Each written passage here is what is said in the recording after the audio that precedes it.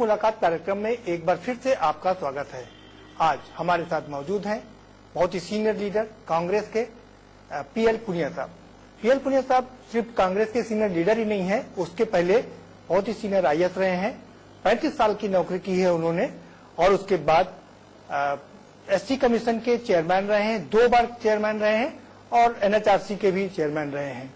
हम आज उनसे जानेंगे उनकी राजनीति के बारे में। और उनके साथ एक और अच्छी बात है कि उन्होंने आईएएस रहते हुए मुलायम सिंह यादव के साथ भी काम किया, तो मायावती के साथ भी उनके जो मुख्यमंत्री का कार्यालय होता है वहां काम किया। कैसा रहा अनुभव, कैसा राजनीति का अनुभव रहा, खट्टे मीठे अनुभव से आज हम उनसे रूबरू होंगे और उनसे जानकारी हासिल करेंगे। पुनिया साहब, आपका बहुत बहुत स्वागत है। बहुत बहुत धन्यवाद। आपने आईएएस की तैयारी किया, आपने पॉलिटिकल साइंस से, पंजाब चंडीगढ़ के रहने वाले, आपने वहां पर अपनी आपकी शिक्षा दीक्षा लिया। लखनऊ यूनिवर्सिटी में आपने पीएचडी किया, कैसे? देखिए, नौकरी में आने से पहले मैं चंडीगढ़ यूनिवर्सिटी, पंजाब यूनिवर्सिटी चंडीगढ़ में पढ़ता था और वहीं से एमए किया पॉलिटिकल साइंस से। उसके बाद नौकरी में आ गए और नौकरी में आने के बाद बहुत लेट बाद में, जब मैं प्रिंसिपल सेक्रेटरी टूरिज्म कल्चर वो था, उस समय मैंने अपना रजिस्ट्रेशन लखनऊ यूनिवर्सिटी में कराया और फिर उसमें रिसर्च करके और अपना थीसिस सबमिट किया और मुझे पीएचडी की डिग्री हासिल हुई। तो इस तरह से पंजाब यूनिवर्सिटी चंडीगढ़ में बेसिक एजुकेशन हुई और उसके बाद पीएचडी मैंने यहाँ पर ली। आप 1971 कैडर के आईएएस हैं। 1971 में आईएएस ज्वाइन किया। 1970 में एग्जाम दिया, एग्जाम के आधार पर इंटरव्यू दिया, इंटरव्यू देकर 1971 जुलाई 1971 में हमने ज्वाइन किया। आपने उसके बाद में नेताजी मुलायम सिंह यादव जब मुख्यमंत्री बने उसके ठीक साल भर बाद, तब आप उनके साथ उनके सेक्रेटेरिएट में भी थे। कैसा रहा अनुभव उनके साथ? ये सही है कि गवर्नर्स में साथ काम किया हमने, रमेश भंडारी जी, मोतीलाल वोरा जी, जो बाद में चल के, और 1993 में, दिसंबर 1993 में जब मुलायम सिंह यादव जी मुख्यमंत्री बने तो मुझे उन्होंने अपना प्रमुख सचिव मुख्यमंत्री रखा और उसके बाद जब उनका कार्यकाल समाप्त हुआ, जब जून 1995 में, और मायावती जी को जब मुख्यमंत्री की शपथ दिलाई गई, जब मोतीलाल वोरा जी उस समय गवर्नर हो गए थे, तो उन्होंने भी मुझे अपना प्रमुख सचिव मुख्यमंत्री रखा। फिर 1997 में, आप 3 बार उनके साथ रहे। 1997 में जब मुख्यमंत्री पुनः बनी दूसरी बार मायावती जी, तब फिर उन्होंने मुझे अपना प्रमुख सचिव रखा और 2002 में तीसरी बार जब वो मुख्यमंत्री बनी तो मैं तीसरी बार उनका प्रमुख सचिव मुख्यमंत्री था। तो ये मुझे काफी लंबे अरसे तक इन सभी लोगों के साथ में काम करने का। पुनिया साहब, आपको दलित नेता के रूप में स्थापित किया गया, कांग्रेस ने आपको दलित नेता के रूप में किया, क्या लगता है? मैं जन्म से दलित हूं जी, और रिजर्व सीट से मैंने विधानसभा का चुनाव भी लड़ा। आपने 2005 में विधानसभा का चुनाव लड़ा। 2007 में जी, बाराबंकी जनपद की फतेहपुर सीट से मैं चुना और 2500 वोट से मैं जीतने से रह गया, हार गया। और 2009 में फिर पार्लियामेंट का चुनाव लड़ा जो मैं जीत के गया। उसके बाद 2014 में भी आप हार गए, चुनाव हार गए, फिर राज्यसभा चले गए 2020 तक। पूरा उत्तर प्रदेश भर साफ हो गया, तो उसमें हमारे भी तंबू उखड़ गए। तो इसलिए मुझे इस बात का कोई मलाल नहीं है, लेकिन मुझे इस बात का गर्व है कि हमारा जो हाईकमांड है उन्होंने मुझ पर विश्वास किया और राज्यसभा में मुझे भेजा। आप बाराबंकी से चुनाव लड़े। बाराबंकी बेनी प्रसाद वर्मा का गढ़ माना जाता है। उन्होंने कहा कि उनकी वजह से आप चुनाव जीते 2009 में। उनका कहना कि 23 सीटें जो आई थी वो उनकी वजह से आई थी और आप भी चुनाव उनकी वजह से जीते थे और आपसे 36 का आंकड़ा हो गया। बोला आपको वहां से जीतने नहीं देंगे। उनका गढ़ किसी का नहीं होता। अगर गढ़ उनका होता तो अपने बेटे को विधानसभा जितवा लेते 2012 में, वो तीसरे स्थान पर रहे। वो 2007 में जब मैंने चुनाव लड़ा था, मुझे 28,500 वोट मिले थे फतेहपुर में, और उन्होंने उसी समय अयोध्या से विधानसभा का चुनाव लड़ा था, वो 5,000 भी नहीं क्रॉस कर पाए थे। और वो स्वयं चुनाव लड़े अब गोंडा में दोबारा, तो वो कितने वोट पाए? तो गढ़ की बात तो छोड़ दीजिए, वो जिस तरह की राजनीति वो करते हैं, मैं समझता हूं कि आजकल के समय में इस प्रजातंत्र में शायद ही कोई बिरला व्यक्ति हो जो इस तरह की राजनीति करते हो। और मैंने बाराबंकी में लोगों की सेवा करके अपना स्थान बनाने का प्रयास किया। मैंने कोई गढ़ या मजबूती के साथ में वहां पर कब्जा करने का ऐसा नहीं। पहले आप दोस्त थे, पहले आप साथ साथ चलते थे, अचानक से दुश्मनी कैसे में तब्दील? नहीं, हम कभी दोस्त की कौन सी बात होती है, एक पार्टी में थे। वो तो मैं तो 2005 से था, वो तो 2011-12 में वो आए हैं पार्टी में, समाजवादी पार्टी से छोड़ के कांग्रेस में आए थे, और मुझसे पूछते थे कि मेरी टिकट का क्या हो रहा है। नहीं पुनिया साहब, लेकिन राजनीति तो वो बाराबंकी में बहुत पहले से कर रहे हैं ना, 40 साल की राजनीति हो गई उनकी। तो उससे क्या है, हम कांग्रेस पार्टी में हैं, कांग्रेस पार्टी में वो आए हैं, मेरे बाद आए हैं, तो वो हमसे कैसे आगे बढ़ गए? भाई मैं सीनियर हूं कांग्रेस में, वो मेरे बाद आते हैं, वो तो बाद रहेंगे, वो आगे कैसे हो जाएंगे? और जितनी सेवा भाव के साथ में बाराबंकी के लोगों के साथ में मैं रहा हूं। नहीं, जनता दर्शक ये जानना चाहते हैं आखिर कारण क्या थे दोनों के बीच में मनमुटाव होने का? मेरा कोई मनमुटाव नहीं हुआ, मैंने तो हमेशा कहा है, तो आपको हमेशा मैंने हमेशा कहा है कि मेरा उनसे कोई मतभेद नहीं है। आप उनकी रैली में नहीं गए, उन्होंने कहा कि आप उनकी रैली में मत आइए। नहीं तो मैं कौन जाना चाहता, मेरा कोई कार्यक्रम नहीं था। उनका व्यक्तिगत कार्यक्रम हो तो मुझे क्या मतलब है, व्यक्तिगत कार्यक्रम करते रहे। और आज भी पूरी तरह से बाराबंकी के साथ में मैं जुड़ा हूं, जुड़ा रहूंगा। नहीं, फिर मैं वही क्वेश्चन, कारण क्या था दोनों के मनमुटाव होने का? वो कारण कभी जाए तो उनसे पूछ लीजिएगा। वो उन्होंने एक बहुत स्पष्ट बात कही थी कि मैं, उनका अपना नजरिया है, जो उनका नजरिया है कि मैं चुनाव तो जितवा सकता हूं लेकिन किसी को नेता नहीं बनने दे सकता। तो ये उनकी सामंतवादी प्रवृत्ति है, जो वो जाने। और जिस तरह से लोगों से व्यवहार करते हैं, तो मैं नहीं समझता हूं कि आज के जमाने में राजनीति कोई ऐसी होती हो। आप कांग्रेस में हैं, दलित के सिंबल के रूप में है, आप दलितों को बढ़ाने की कोशिश कर रहे हैं, तमाम यात्रा भी निकाल रहे हैं कि दलितों को फिर से कांग्रेस में जोड़ा जाए। क्या कार्यक्रम है आगे?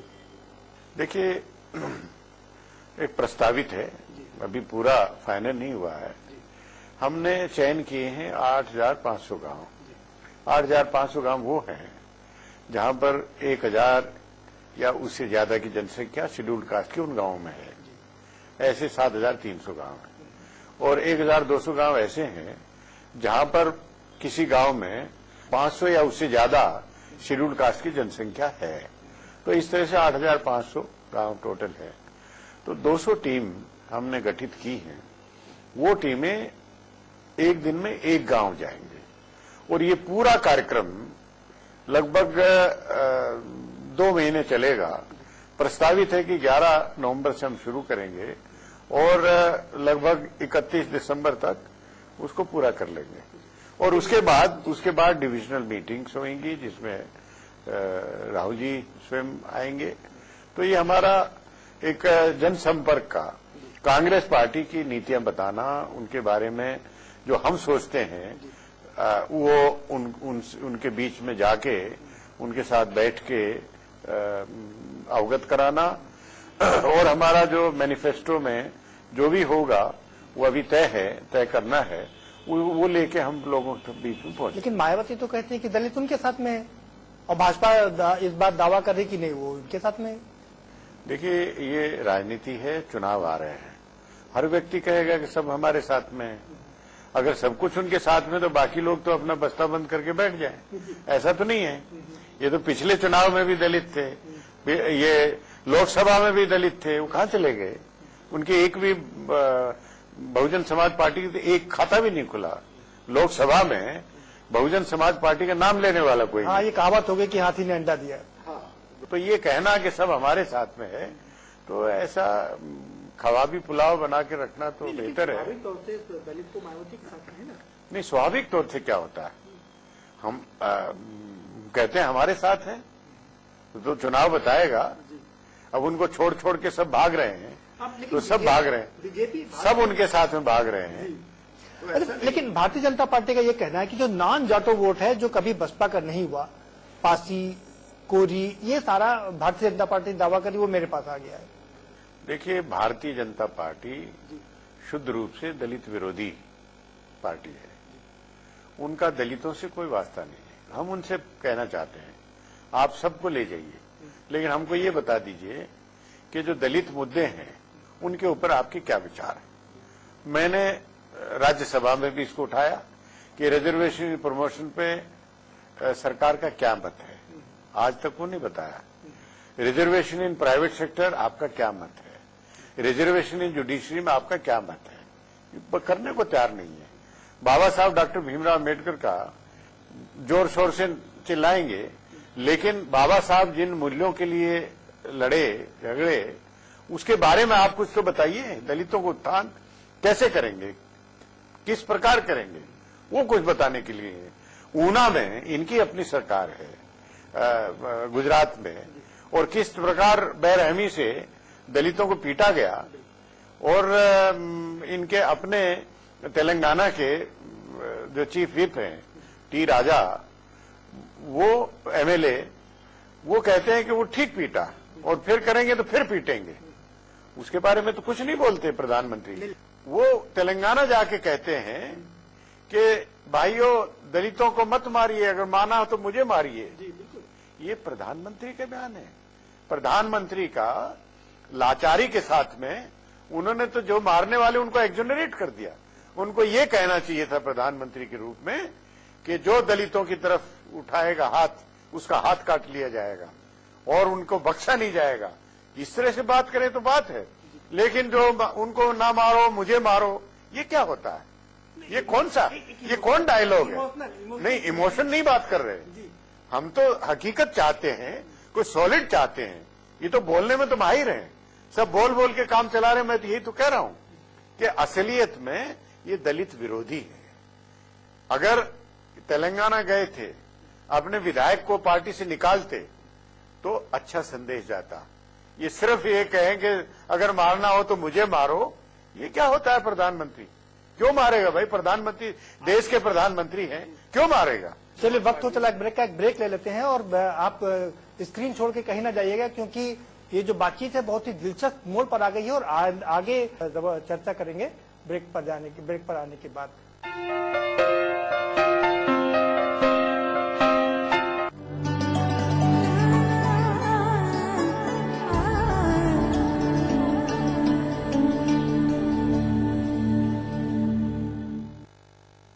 मेरे पति मेहनत का काम करते हैं ना, कॉलर तो गंदा होगा ही। उनका फेवरेट शर्ट है, ज्यादा घिस नहीं ना सकते, हटवट गया तो। मेरे बिट्टू नु पसीना बड़ा आंदा है, फुटबॉलर है ना। बिट्टू किन्ने गोल मारे?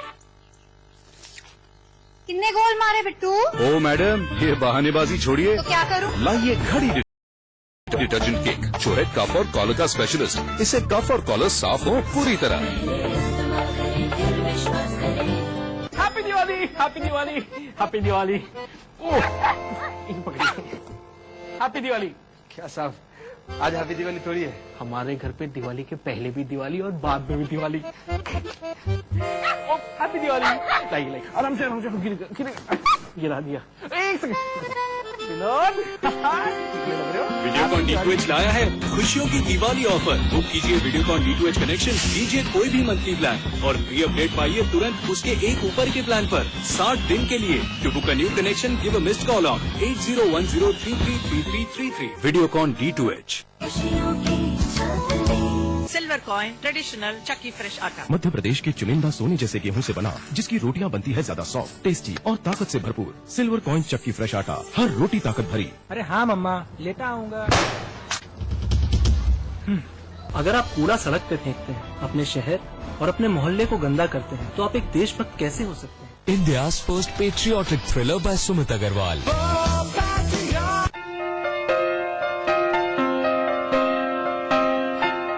ब्रेक के बाद एक बार फिर से आपका स्वागत है। आपने पहली बार भाजपा को दलित विरोधी नहीं कहा, इसके पहले भी आपने आरएसएस को दलित विरोधी कहा। जब मोहन भागवत ने बयान दिया कि जो मंडल कमीशन है उसकी समीक्षा की जाए, आपने उनको आरएसएस को दलित विरोधी बताया, क्यों? देखिए, आरएसएस हो, बीजेपी हो, ये वर्ण व्यवस्था के पोषक हैं। अपने आप को हिंदुत्व की बात करते हैं और हिंदुत्व ये समझते हैं कि जो जाति प्रथा है, जाति व्यवस्था है, वर्ण व्यवस्था है, उसका पोषक, उसको बनाए रखना, वो अपना धर्म समझते हैं। और इसीलिए वहां जिन कोई दलित तो सरसंघ चालक बना नहीं, कोई उनकी जो पूरी लाइन है, हायरार्की है, उसमें कोई दलित तो है नहीं। और जो सरसंघ चालक होता है, एक दो को छोड़ के बाकी वहां के महाराष्ट्र के जो ब्राह्मण हैं वही बनते हैं। तो ये कौन सी व्यवस्था है जो पूरे देश को, राष्ट्र की बात करते हैं? क्या हम जानना चाहते हैं कि दलित समाज के लोग उनके राष्ट्र और उनके समाज के बाहर हैं? तो उनके एजेंडा में दलित समाज का कल्याण, दलित समाज की समस्याओं का समाधान और दलित समाज की समस्याएं, उनका हल, वो उनके एजेंडा में बाहर है। इसलिए मैं कह रहा हूं कि वो शुद्ध रूप से दलित विरोधी हैं।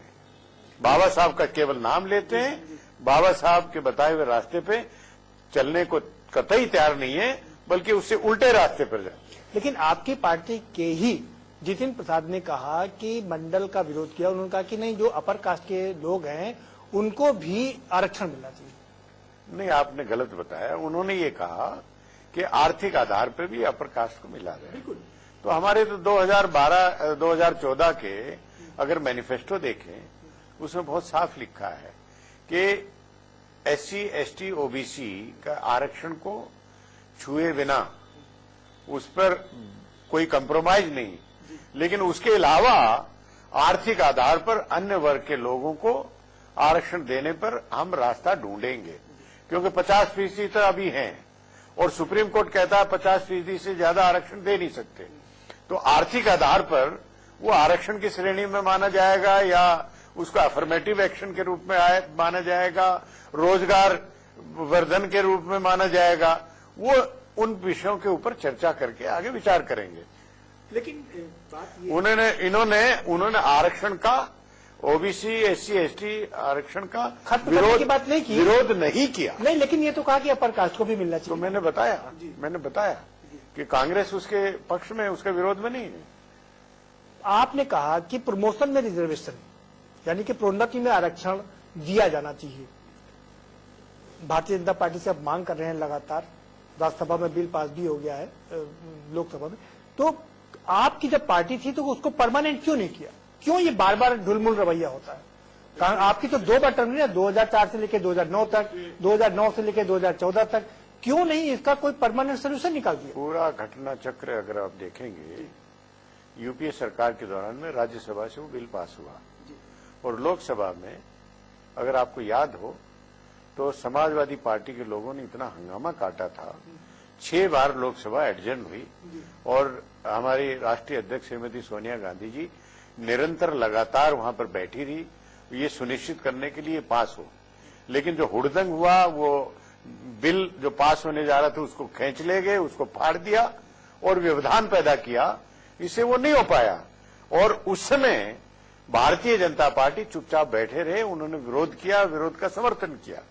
तो अगर दोषी वास्तव में है तो भारतीय जनता पार्टी, समाजवादी पार्टी वो दोषी है। और उसके बाद अब जो व्यवस्था है, जो पास किया था राज्यसभा से बिल, वो खुद लैप्स हो चुका है। अब ये सरकार की जिम्मेवारी है, इनके पास तो प्रचंड बहुमत है लोकसभा में, वो लोकसभा से पास करा ले, लोकसभा में पास करा ले, वो लोकसभा से पास कराते ही हमारी जिम्मेवारी है, हम राज्यसभा से पास कराएंगे। वहां पर अगर हमारी ज्यादा संख्या है तो हम पास कराएंगे। हमने तो चुनौती दे के उनको साफ कहा है कि आप लोकसभा से पास कराए, हम कराएंगे। लेकिन उसके ऊपर तो पूरी तरह से है मौन, वो बात करने को तैयार नहीं। अच्छा, बात ये है कि आपकी पार्टी के ज्यादातर एमएलए और लोग, रीता बहुगुणा जोशी की बात करें, तमाम लोग पार्टी छोड़ के जा रहे हैं। क्या लग रहा है पीके का जादू कहीं चल नहीं रहा? पीके पर भी लोग नाराज हैं कि वो ये नेताओं को बताते हैं जो लोग 40-40 साल से राजनीति कर रहे हैं कि आपको कब बोलना और कितना बोलना है। देखिए, अंतर करिए जनता का और नेताओं का। जनता हमारे साथ है। जिस प्रकार हमारे कार्यक्रम है, राहुल जी का देवरिया से दिल्ली किसान महायात्रा, उसको आप देखिए।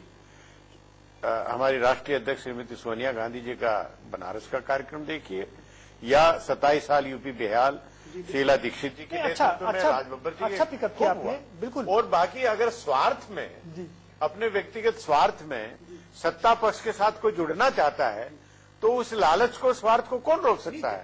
वो अपने जो छोड़ के गए हैं वो केवल अपने व्यक्तिगत स्वार्थ और लालच में। सवाल ये है कि चूहे उसी जहाज को छोड़ के जाते हैं जो डूबने वाला होता है, तो डूबते हुए जहाज को छोड़ के जा रहे हैं ना।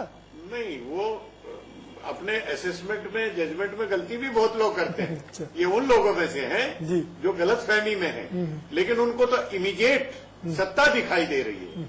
भारतीय जनता पार्टी सत्ता में है और वो लोभ लालच के बस में चले गए, तो उसमें कौन रोक सकता है?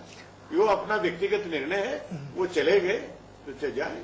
अब आखिरी सवाल है कि दलित, जो कि बाकी भाजपा और बसपा क्लेम कर रही है कि ये हमारे साथ में है, और मुलायम सिंह के पास में वास्तव में है क्योंकि सबसे ज्यादा सीटें वही जिता के लाए।